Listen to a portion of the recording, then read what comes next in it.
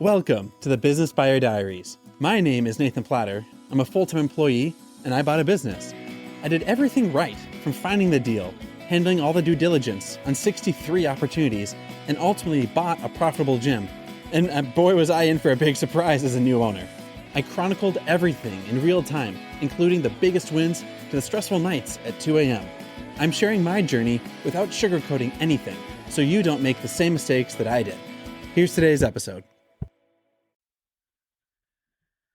All right. Well, today is the start of the franchise conference, 3-day event. Woo, woo.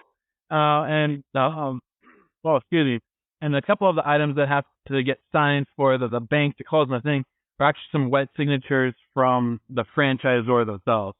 And so it kind of like, as fate would have it, it's actually pretty good timing. So for the closing checklist, I was kind of bummed. I started to finish stuff and sign it and then send it over. The bank's like, oh, everything has to be wet signatures. Because the government and SBA loans are just old school. So I literally have to print off paper, sign it, and then scan it back into my computer, and then like upload it to the Dropbox thing. So like, digital to physical, back to digital, and then I'm done. So it's kind of weird, but whatever. That's their process. Now, one thing that's interesting, when I met with the bank this morning, because I needed some stuff set up for like an account and getting the franchise visa and everything set up. They invited me. I felt kind of flattered in the moment, but really it's probably more standard. But in the moment, I felt flattered. They said part of being having a business banking relationship with them, I'm automatically included in their VIP private banking client base. It's like, well, that sounds really, really nice. Like, what's involved with that? Like, what does that mean? And so they said, well, here, my name is Gene. I'm going to be your dedicated go-to banker. If you have questions like need funds wired, you need an account set up, you need a referral for payroll processing, or need some help with, if you need like just referrals or like insurance or something, just give me a ring and I'll connect you to someone who can help get your thing done. So, well, actually, that's pretty nice. I could use some referrals. And so instantly it hit me that like, and I just used the word Main Street because I don't know if there's a better word, but like retail banking person or like a Main Street person, like the average American doesn't have that. And, part of it's like, ooh, I'm so fancy. Like, this is really cool. I like being treated like royalty. But like, that's a reason to build a business for yourself. It doesn't have to be fancy or big, but you need something like that, because when you have that aspiration, you're building something and you're building that relationship, like you stand out from the crowd just by showing that initiative. And so I know it's easy to be like, oh, do you like me? Well, it's worked for me. So I'm going to say, do you like me? Because it's worked. And that's my only evidence that I have. And it was just really surprising to see, like, I've done nothing special, and yet I'm now like getting bumped up in how I'm treated, which I've never been treated poorly. And that's probably privilege in and of itself. I don't know. But it was really interesting to see that type of thing.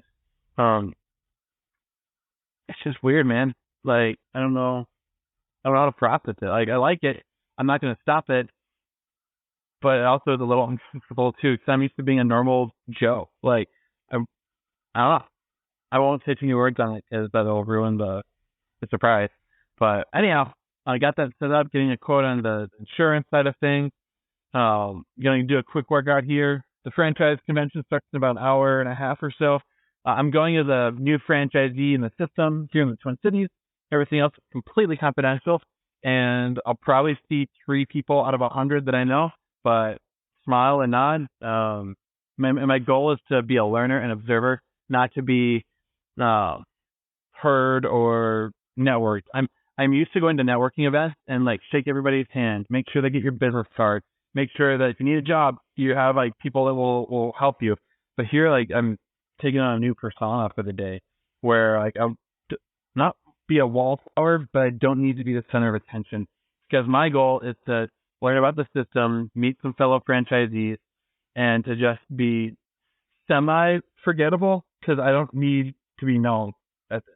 And so just going in, that's my goal, that's my endeavor, and one thing at a time. So we'll set up a bank account, buying some insurance, going to a convention. It's going to be a good time. This has been another episode of the Business Buyer Diaries. Subscribe so you don't miss the next episode. I hope you're realizing that business ownership is no cakewalk. Check the podcast notes for a link to the DIY due diligence program, the complete list of show sponsors, and for media inquiries. Music written and composed by Wes Schrock. I'm your host, Nathan Platter. Join me again on the next one.